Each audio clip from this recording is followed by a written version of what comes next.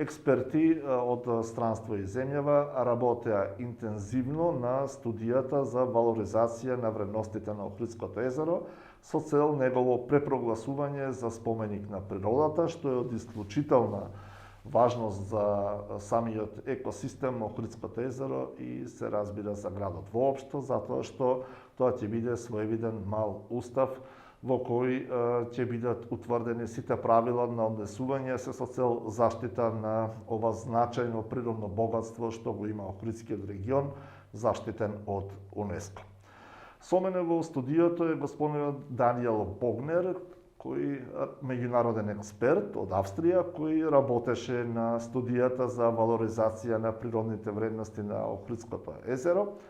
Господине Богнер, добре дојдовте во студиото на Охрид News. Welcome. Good morning. You work hard on the study of valorization of Lake Ohrid, and everything is done now. Сега кога е подготвена студијата за валоризација на Охридското езеро, може ли да ни објасните која е целта на истата? According to the law of nature protection in your country, if an area should be protected for protection of species or habitats or landscapes, a study of valorization needs to be prepared to give a proper justification and explanation why an area should be protected, because some bird species or some fish in Lake Ohrid are endangered and might not be there in the future. So the study is explaining why an area should be protected, and also it should make recommendations how it should be protected, which means certain conservation measures needs to be applied for the future, certain zones needs to be made for the future, and this is a study of valorization, yes. Кој се работеше на оваа студија и колку долго работевте?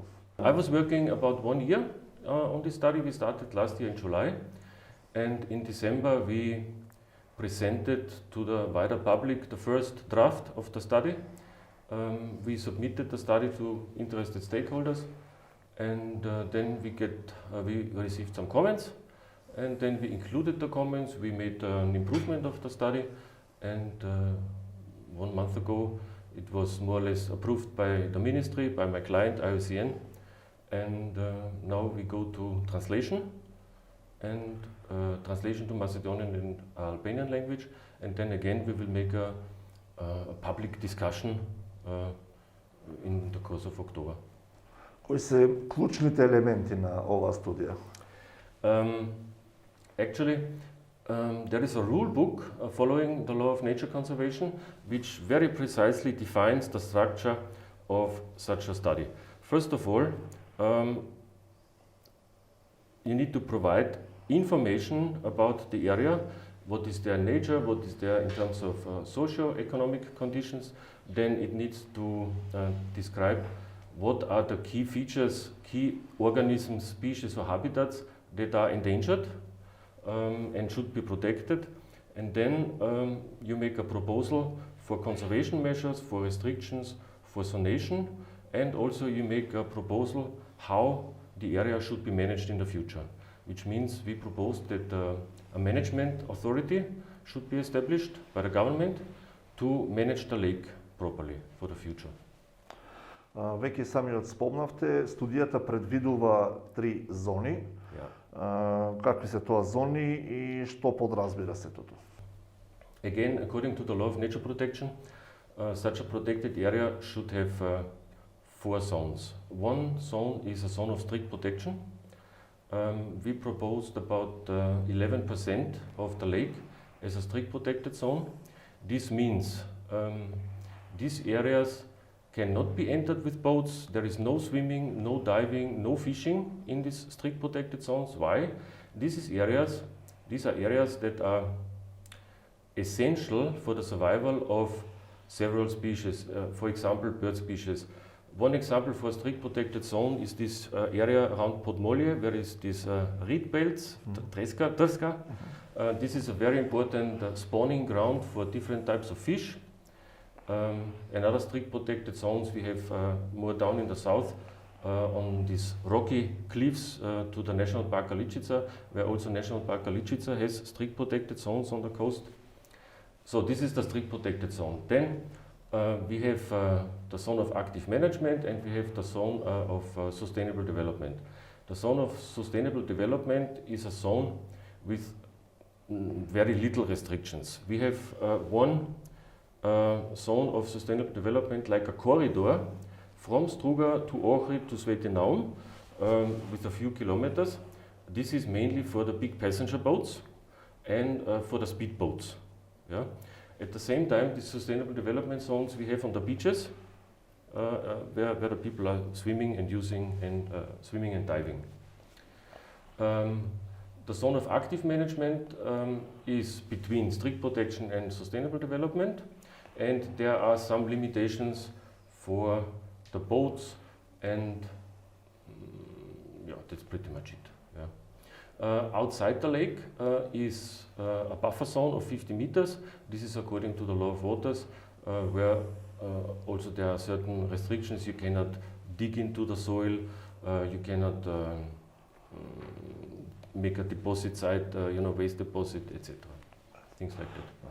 Јавноста тука во Охрид е прилично чувствителна, но и скептична по однос на прашањето околу животната средина. Ке може ли да ги објасните бенефитите кои ќе ги има, ќе ги добие градот во иднина, и се разбира кои ќе се бенефитите за животната средина, се со цел ова уникатно природно богатство да го зачуваме за идните генерации? When you mention that people are skeptical, I'm wondering from where you have this information. Because I was talking to really many people, and many people, when I explained what I'm doing, said, okay, this is a good idea to protect the lake for the future. So I have a different perspective, a different perception. However, it is important to understand that there is different types of protection in the region. We have UNESCO. UNESCO is not only on the lake, UNESCO is focusing more on the land, on the region. Then we have a biosphere reserve, then we have the watershed management plan for according to EU Water Framework Directive. Then we have now Ramsar Convention. Then it is proposed as a Natura 2000 site following EU regulations, and it is proposed as an emerald site.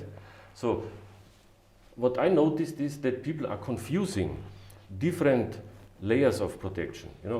It is very important to understand that this study of valorization is focusing only on the lake itself, only on the water. Everything which is on the land is not topic of the study of valorization. Yeah? Why is this important? This is important to understand that UNESCO has different goals than the study of valorization. UNESCO focuses a lot on the cultural heritage, which is not my topic. I focus only on the natural values, which is the lake, and the boundaries of the lake is the cadastre parcel, which is the lake. Yeah? So you were asking about benefits. Yes. When it comes to nature protection, I think the biggest and most important benefit is that you protect something now which will be then also available for the future generations, for the children and their children. If we have now birds on the lake and nobody protects the birds on the lake, maybe in 20 years the birds will not be there anymore. Yeah? So this is one very personal benefit from nature conservation. On the other hand, everybody knows that Ohrid region is outstanding value in terms of landscape, in terms of the lake, in terms of culture, in terms of history, etc. And this, of course, attracts tourists. And if a site is declared as a UNESCO World Heritage, visitors should be welcome. On the other hand, visitors should be educated, should follow some rules. Yeah? And in the end, the tourism industry is a huge economic factor. Yeah? And when you have such an area, you need to find a balance. What is possible in terms of touristic development that is also within the environmental frame, so that no damage is done to the environment.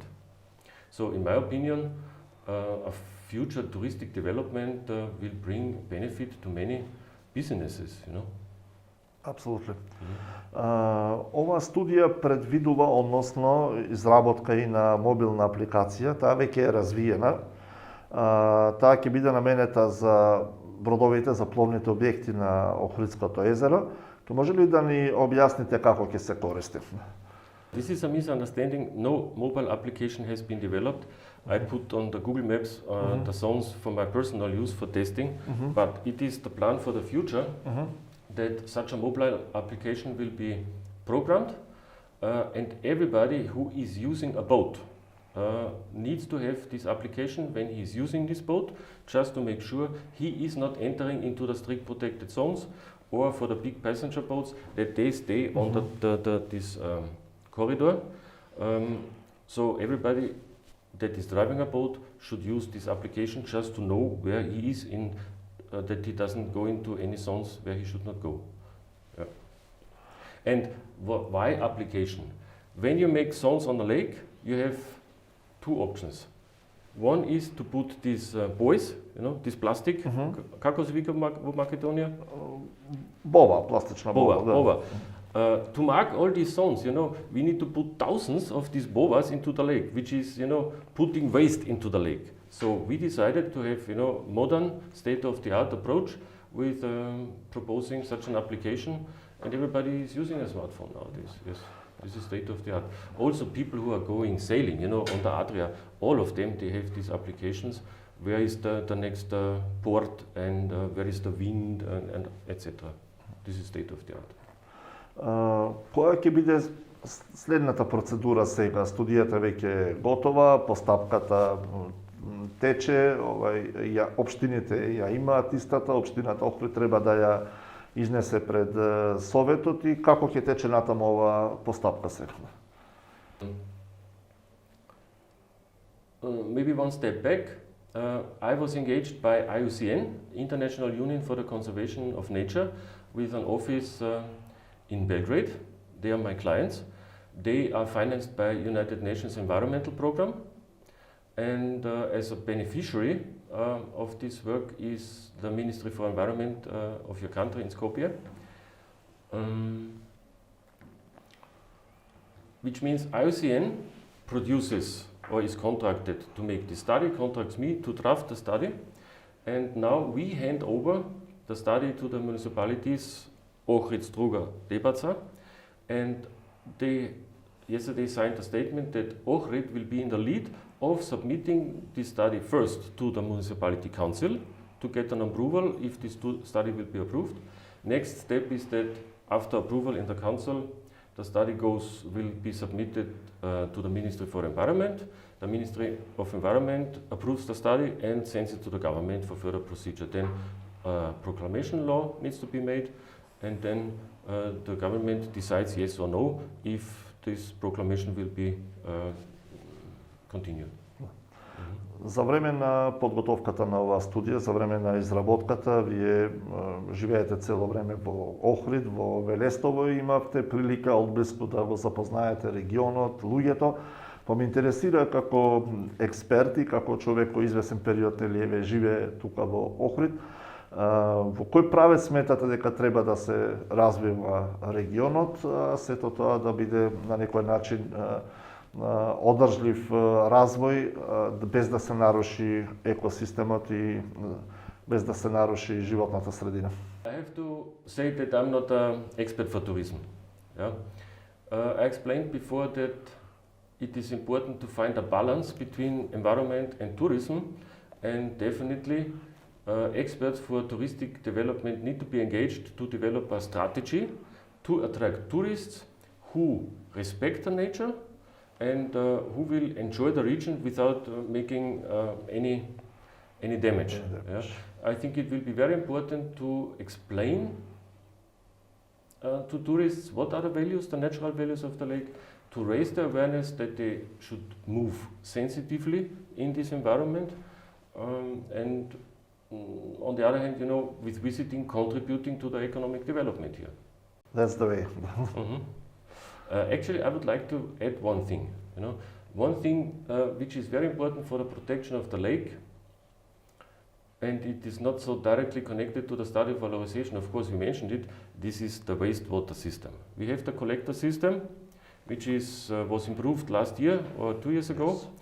Still, this system doesn't have the capacity to cover the high touristic season in July. Simply, and this is, wastewater is one of the biggest threats to the lake. The lake is very sensitive to the input of these nutritions, and this is very important that this system and the wastewater treatment in Freinster will be improved. The pumping stations need to be further developed and improved. This is very important. And another thing I would like to mention, the common citizen of Ochit will actually not really be affected by the protection of the lake when this is established. Because in the Sustainable Development Zone and in the Active Management Zone, there are not so strong regulations. What is important is to regulate the fishing. This is important. It's important to regulate the wastewater. And one thing that we propose is in the next year, 5 years, to establish a program to change all the boats, kaiche and catamaran, to electric engines. This must be supported by some financing program. Absolutely, by government. By the government, whatever, or EU. And I talk to many people and they tell me, and also made a little bit of a research, I'm not a boat engineer, but it is technically doable, it is technically feasible, and this will also contribute, to climate change. Changing from, and now people are putting the benzene into the boat on the lake, the benzene goes into the lake. It's not safe for everyone. And changing in a 5-year, 6-year period to electric engines will be a huge benefit for everybody. Thank you very much.